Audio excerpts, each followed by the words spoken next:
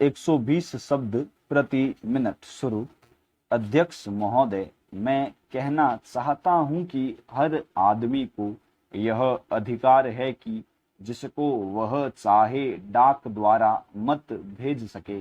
ऐसा तो नहीं है कि सभी मत किसी एक अधिकारी के सामने ही इकट्ठा करके भेजे जाते हैं। जहां तक इस बिल का संबंध है वह ठीक है, वह प्रारंभ में ही आना चाहिए था और मैं इसका समर्थन करता हूं। मैं इस सदन के माननीय सदस्यों से भी निवेदन करता हूं कि इस बिल को पास कर दिया जाए। खेती में उन्नति न होने का कारण क्या है? उसका एक कारण यह है कि खेती से संबंधित जितने विभाग हैं उनमें आपस में समन्वय नहीं है। खेती के लिए अच्छी खाद की आवश्यकता है, पानी की आवश्यकता है, औजारों की आवश्यकता है और धन की आवश्यकता है। इन सारी चीजों के लिए अलग अलग विभाग हैं। मालूम ऐसा पड़ता है कि उनका आपस में कोई संबंध नहीं है। वे आपस में मिलकर कोई योजना नहीं बनाते जिससे खेती की आवश्यकताएं पूरी होती। इसलिए जब तक उनमें आपस में तालमेल नहीं होगा तब तक खेती की उन्नति नहीं हो सकती है।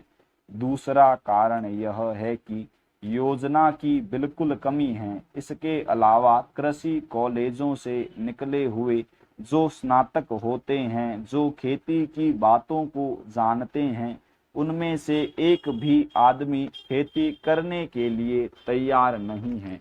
सभी प्रोफेसर बनने के लिए तैयार है, खेती के लिए कोई भी तैयार नहीं है। एक बात मैं माननीय मंत्री जी से विशेष रूप से कहना चाहता हूँ। अधिक उपज न होने का एक कारण यह है कि जो खेत में काम करते हैं वे उसके मालिक नहीं हैं। खेत किसी और का है और काम कोई और कर रहा है। इसलिए मेरा कहना यह है कि किसानों में जब तक यह भावना पैदा नहीं होगी कि यह मेरी भूमि है, तब तक अधिक उपज हो ही नहीं सकती। इसलिए आप जब तक भूमि सुधार नहीं करेंगे तब तक कोई बात बनने वाली नहीं है। दुर्भाग्य से इस देश में खेती करने वाले बहुत कम लोग ही भूमि के स्वामी हैं। खेती की उन्नति के मूल आधार है पानी, खाद, बीज, धन, उपज का उचित दाम और भूमि सुधार। इन सब की ओर कृषि मंत्रालय का ध्यान नहीं है। सरकार को प्रत्येक खेत को पानी और हर आदमी को काम देना सुनिश्चित करना चाहिए। अध्यक्ष महोदय, सरकार चाहती है कि अन्न के मामले में देश आत्मनिर्भर बने, तो मेरा सुझाव है कि जिन जगहों पर काफी संख्या में ट्रैक्टर से काम लिया जा रहा है, आपको कोई कारखाना खोलना चाहिए और सस्ती कीमत पर उनकी मरम्मत की व्यवस्था करनी चाहिए। आप बाहर से ट्रैक्टर मंगा रहे हैं। मैं समझता हूं कि यह सारा रुपया व्यर्थ व्यय किया जा रहा है। मेरा सुझाव है कि इस देश में ही ट्रैक्टर बनाया जाए। बाहर से खेती के सामान जो आ रहे हैं कारखाने से होकर ही आ रहे हैं। इनको जहां भेजना हो वहां सीधा भेजा जा सकता है, किंतु हो यह रहा है कि पंजाब सरकार द्वारा इनको सारे देश में वितरित किया जाता है। चूंकि इनको पहले पंजाब भेजा जाता है और फिर सारे देश में भेजा जाता है, इसलिए खर्चा ज्यादा लगता है। खर्चा कम करने के लिए, लागत कीमत कम करने के लिए यह आवश्यक है कि इनको सीधे भेजा जाए। मैं समझता हूं कि इसमें कोई औचित्य की बात नहीं है। इस पर भी आपको विचार करना चाहिए। आपको किसानों की सहायता करनी चाहिए। उनकी हिम्मत आप न तोड़े। हमें चाहिए कि उनको हम सस्ते दामों पर खाद दे, बिजली दे, बीज दे और पानी भी दे, लेकिन ऐसा न करके हम देख रहे हैं कि हर चीज के दाम बढ़ाए जा रहे हैं। नलकूप पर आप कर लगा रहे हैं, उनको बिजली नहीं मिल रही है। इस और आपका ध्यान जाना चाहिए। वास्तव में आप कृषि की उन्नति चाहते हैं तो सिंचाई और बिजली का काफी इंतजाम होना चाहिए। जब तक सिंचाई और बिजली का इंतजाम नहीं होगा तब तक खेती की उन्नति नहीं हो सकती। अब तक सिंचाई और बिजली तो एक मंत्री के हाथ में है, लेकिन कृषि दूसरे मंत्री के हाथ में है। ऐसा नहीं होना चाहिए। सिंचाई, बिजली और कृषि अगर किसी एक मंत्री के हाथ में हो तो खेती की उन्नति का काम सरलता से हो सकता है।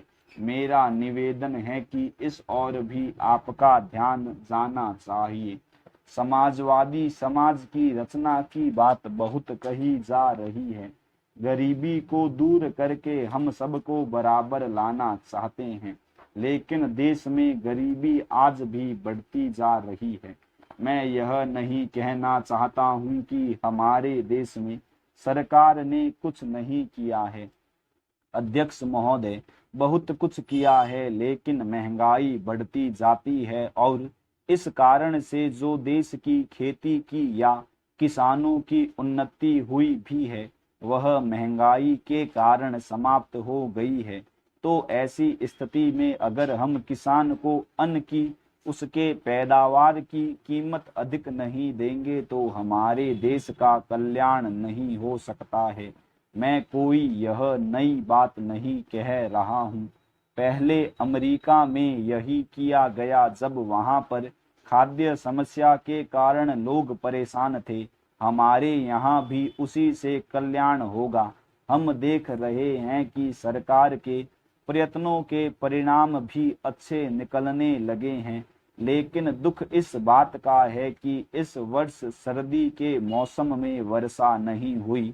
फलस्वरूप इस वर्ष जो पैदावार है वह उतनी नहीं है। इसका कारण वर्षा का न होना है। कुछ लोग कहते हैं कि इस वर्ष भी जो पैदावार है पिछले वर्ष की पैदावार के बराबर हो जाएगी, लेकिन अगर वर्षा हो जाती है तो निश्चय ही हमारी स्थिति बहुत अच्छी हो जाती है। मैं देखता हूँ कि इस वर्ष गल्ले की कोई कमी नहीं है, इसलिए मैं समझता हूँ कि गल्ले को एक जगह से दूसरी जगह ले जाने में जो रोक लगाई गई है उसको हटा लेना चाहिए।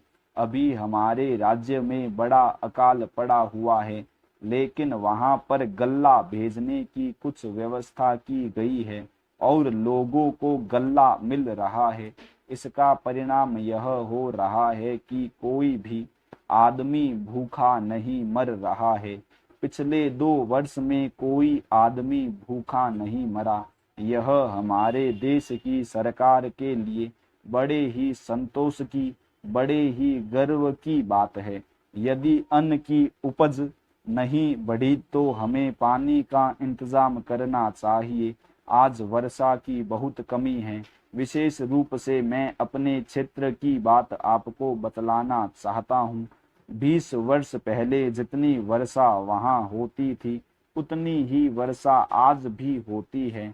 वहाँ नहर भी है, लेकिन नहर का पानी वहाँ नहीं जाता है। नहर के पानी को आगे ही रोक लिया जाता है। बांध भी बना है, किंतु हमारे राज्य के लिए पानी नहीं दिया जाता है। इसका परिणाम यह होता है कि पानी न मिलने के कारण लोगों को काफी परेशानी का सामना करना पड़ता है।